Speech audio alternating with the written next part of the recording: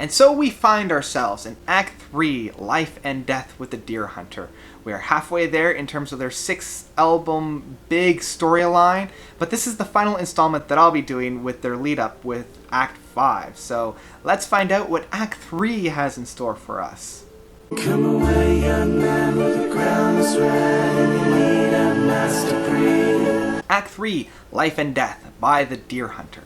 So, as I had mentioned before, I am going through and reviewing all the previous albums within that 6th album kind of grand scale big story that the Deer Hunter has been putting on since the mid-2000s. I've already reviewed Act 1, which can be found there, and I've also reviewed Act 2, which can be found there.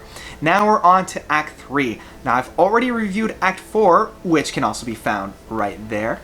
And so I figured this is the final one of all of the acts, and all in preparations for Act 5, which is coming out in a couple of weeks now, and I'm very, very excited for this. I cannot wait.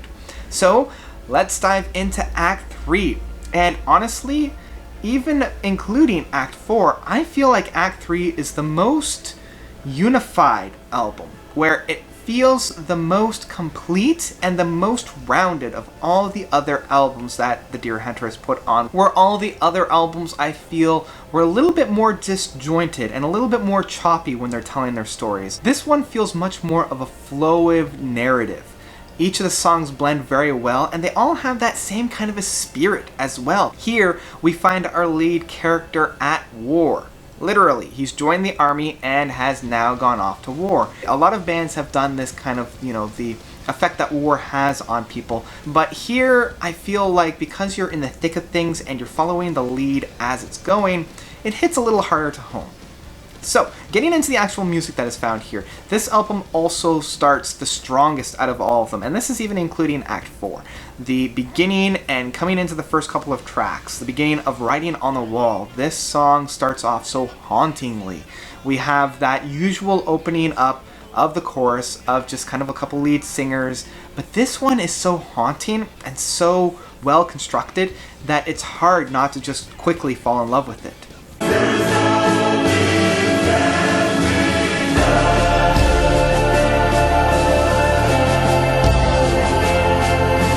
And it lays down perfectly the atmosphere that we feel. I mean, this kid is completely lost. He has no idea where he's going, so it's almost like the army is opening up their arms and being like, come to us, friend. You are amongst kin here, quite literally. Once we come into In Claudia Vendenum, it really hits you hard, harder than the other ones did, in fact, because we have left kind of that hauntingness, that welcome, that acceptance, and then bam, you're hit, oh crap, this is what I've signed up for, okay, let's do it. And it's much more of that rockish, kind of hard-hitting atmosphere that we've expected from the Deer Hunter within their past albums. And the passion that we have from the lead vocals of Casey Crescenzo is exactly what we were expecting within the last couple of albums.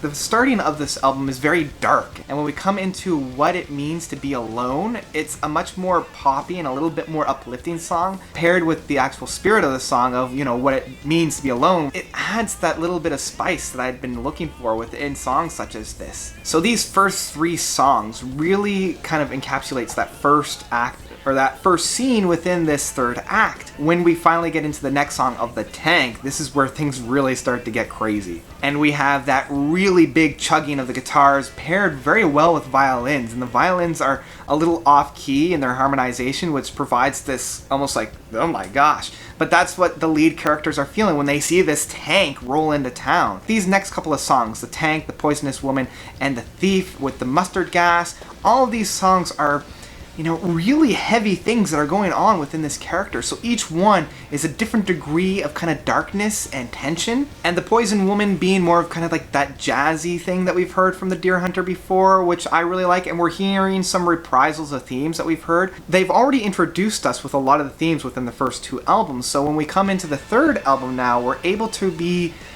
experienced by these themes again, but in a different light, in a different structure. And The Thief reminds me of a very early Radiohead. I'm wondering if this is kind of like a callback to Hail to the Thief with Radiohead, even though this reminds me more of something on, say, like a Pablo Honey or the Bends, but actually the spirit of Hail to the Thief can actually be felt on this as well, so I like that pairing.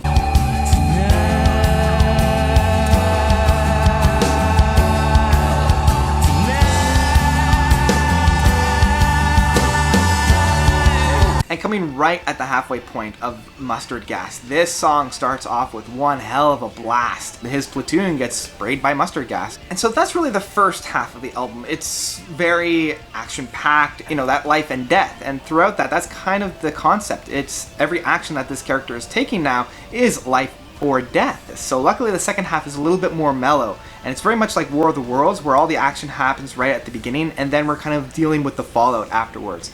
And coming in at the 8th song of Saved, here we have the lead character being saved, and kind of a little bit more of the character development within this. And so from this point, we have Saved, He Said He Had a Story, and This Beautiful Life. These three songs kind of blend within one another as we're learning more, and we actually discover some pretty heavy stuff about the lead character and the individual that saved him. And we come into So Get Your Gun is almost that kind of poppy punk kind of thing. It almost reminds me of like a My Chemical Romance at times. Really, it's the last three songs that really hit me, of Son, Father, and the title track of Life and Death.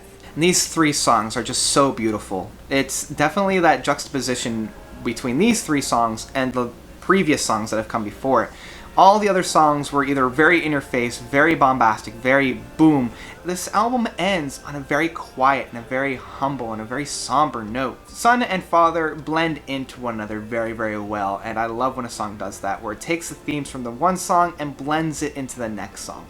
But Life and Death, this song is one of those few songs that almost brings me to tears of just how beautiful it is. It opens up on just this lonely figure, now kind of lost. You can almost say that he's died here, maybe physically, maybe just emotionally, but in some ways a death has occurred for him as he's going on in his life's journey. This stage of his life is now over, and we're going to come into what occurs in Act 4.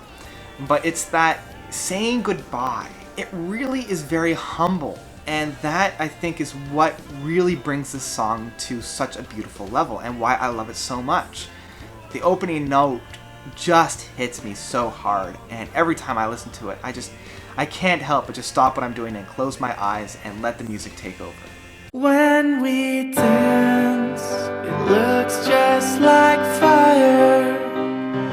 When we sing, it sounds the same tone.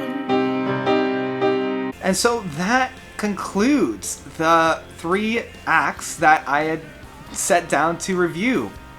This is probably my favorite out of all of the acts that the Deer Hunter has done thus far, and that also includes the Deer Hunter's Act 4. Out of all of them, this is going to have the highest rating so far, as I love it with all my heart. This album is one that really has a special place for me, just within the themes and the concepts and where the story goes. And that's about it. So what did you guys think of Act 3, Life and Death by the Deer Hunter? Did you love it? Did you hate it? Whatever it was, whatever you thought, let me know by commenting below. And thank you guys so much for watching. You guys are definitely the best. I've had a blast re-listening to all these past albums from the Deer Hunter. And until next time, notes out.